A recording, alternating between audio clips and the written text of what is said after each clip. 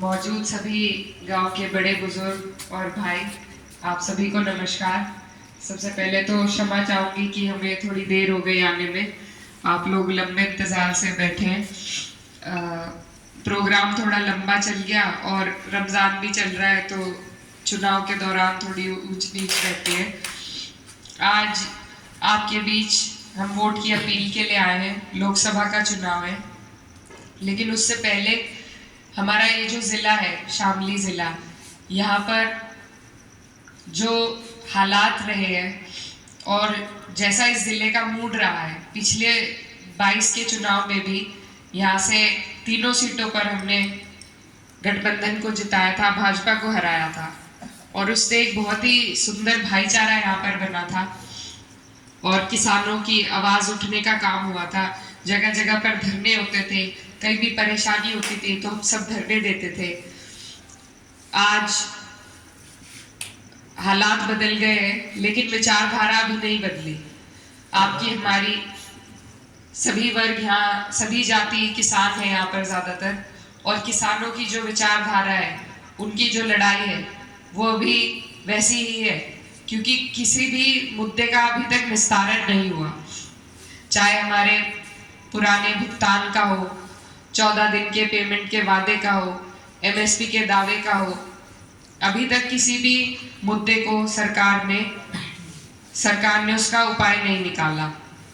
और अभी आप जैसा देख रहे थे, हमारे नेता हैं, हमारे लीडर हैं, हमारी पश्चिम की बुलंद आवाज है जयंत चौधरी जी, उनका किस तरीके से, जिस तरीके से पार्टी में सम्मान होना चाहिए, उस तरीके से भी सम्मान नहीं हो रहा है। ये देखकर आज भी हमारे मन में उनके लिए सम्मान है, इसलिए ये देखकर बहुत दिल दुखा कि आज उन्हें इस क्षेत्र के जो बगल की सीट के हमारे प्रत्याशी है, उनसे भी बगल में बैठाया गया। तो ये जो पार्टी है, जैसा मेरा भाई आपको बता रहा था, ये पार्टी किसी को मजबूती नहीं देना चाहती। जितने भी मजबूत आवाज है उन्हें कुचलना चाहती है, ताकि आपकी हमारी आवाज उठाने वाला कोई ना हो। किसी के यहाँ ईडी भेजकर, किसी के यहाँ सीबीआई भेजकर, किसी पर झूठे मुकदमे लगाकर, किसी को डराकर दबाकर ये विपक्ष की आवाज को कुचलने का काम कर रही है। और अगर विपक्ष चुप हो गया तो आपकी हमारी लड़ाई, आपकी हमारी आवाज उठाने वाला कोई नहीं रहेगा। तो ये बहुत अहम चुनाव है, क्योंकि सरकार तो तानाशाही पर उतर आई है, सिर्फ अपने मन की करती है। 1 साल तक धरना चला, 700 हमारे किसान भाई शहीद हुए, लेकिन सरकार पर कोई फर्क नहीं पड़ा, क्योंकि इनकी सोच ही किसानों के खिलाफ है। कुछ पूंजीपतियों की इन्हें जेबें भरनी है, वही काम ये करते हैं। इन्हें किसी भी हादसे का कोई फर्क नहीं पड़ता। 700 हमारे किसान शहीद हुए, किसानों को गाड़ी से कुचला गया। ये कितने ही वारदात इस तरीके के हुए, लेकिन सरकार ने ना तो अपनी तरफ से कोई संवेदना दिखाई, ना उनके लिए कुछ करा आज तक। तो ये चुनाव जो है, ये विचारधारा की लड़ाई है, एक ऐसी सरकार से जो आपके हमारे लिए कुछ नहीं करना चाहती। और इसका जवाब देने का अगर मौका है तो वो चुनाव का ही मौका आता है, जिसमें हम वोट के माध्यम से इन्हें जवाब दे सकते हैं। तो ये मौका आज आपके सामने है, ये मौका बहुत अहम है, इससे देश की राजनीति पर प्रभाव पड़ेगा।